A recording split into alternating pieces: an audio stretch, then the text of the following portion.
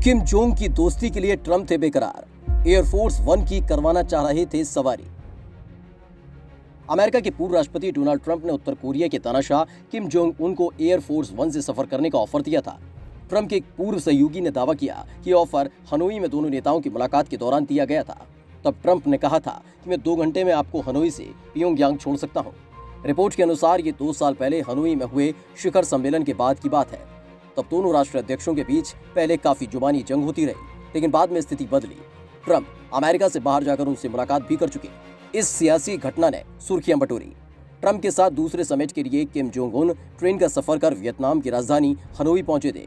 एक इंटरव्यू में national security council के एशिया एक्सपर्ट रहे मैथ्यू पोंटिंगर ने कहा कि ट्रंप ने किम जोंग को एयरफोर्स वन में लिफ्ट देने की पेशकश की थी। इस पेशकश ने कई अनुभवी राजनयिकों को स्तब्ध कर दिया। पोंटिगर ने कहा कि राष्ट्रपति को पता था कि किम जोंग चीन से होते हुए हनोई में कई दिनों की ट्रेन की यात्रा कर पहुंचे थे, जिसके बाद राष्ट्रपति ने कहा, यदि आप चाहें तो मैं आपको 2 घंटे में घर पहुंचा सकता हूं। अगर किम जोंग उन ने प्रेसिडेंट ट्रंप का ये प्रस्ताव स्वीकार कर लिया होता तो वो उत्तर कोरिया के नेता को अमेरिकी राष्ट्रपति के आधिकारिक विमान में एंट्री मिलती और सुरक्षा मुद्दों को ध्यान में रखते हुए उत्तर कोरिया के हवाई क्षेत्र में प्रवेश करता। हालांकि किम ने इस प्रस्ताव को ठुकरा दिया। आपको बता दें कि 2018 में सिंगापुर में ट्रंप के साथ अपने पहले शिखर सम्मेलन के लिए किम जोंग उन ने एयर चाइना की सवारी की थी। सिंगापुर शिखर सम्मेलन के दौरान ट्रंप ने किम को अपनी कार के अंदर एक झलक दिखाई थी।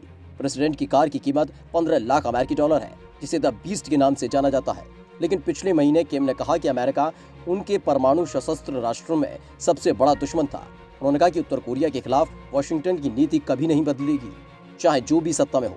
उत्तर कोरिया की आधिकारिक मीडिया ने जो बाइडेन को अभी तक अमेरिकी राष्ट्रपति के नाम से नहीं पुकारा है। किम जोंग में ट्रंप खोज रहे थे सच्चा दोस्त।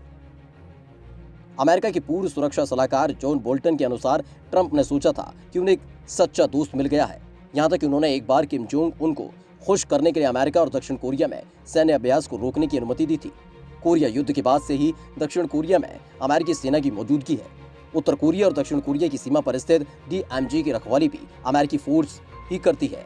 किम जोंग उन और डोनाल्ड ट्रंप के बीच मुलाकात की कहानी बड़ी रोचक है। संयुक्त राष्ट्र महासचिव एंटोनियो गुटेरस ने उत्तर कोरिया के खिलाफ संभावित सैन्य कार्रवाई पर चर्चा करने के लिए व्हाइट हाउस का दौरा किया। उस समय सहायक महासचिव जेफ फेल्टमैन को पियोंगयांग दौरे का निमंत्रण मिला। ट्रंप ने एंटोनियो गुटेरस से कहा कि वे चाहते हैं कि जेफ फेल्टमैन पियोंगयांग का दौरा करें और उन्हें बताएं कि मैं किम जोंग उनके साथ बैठक करने के लिए तैयार हूं। जब जेफ फेल्टमैन पियोंगयांग पहुंचे तो उन्होंने उत्तर कोरिया के विदेश मंत्री के साथ मुलाकात की और उन्होंने ट्रंप के संदेश के बारे में बताया, जिसके बाद उत्तर कोरिया के विदेश मंत्री थोड़ी देर के लिए चुप हो गए।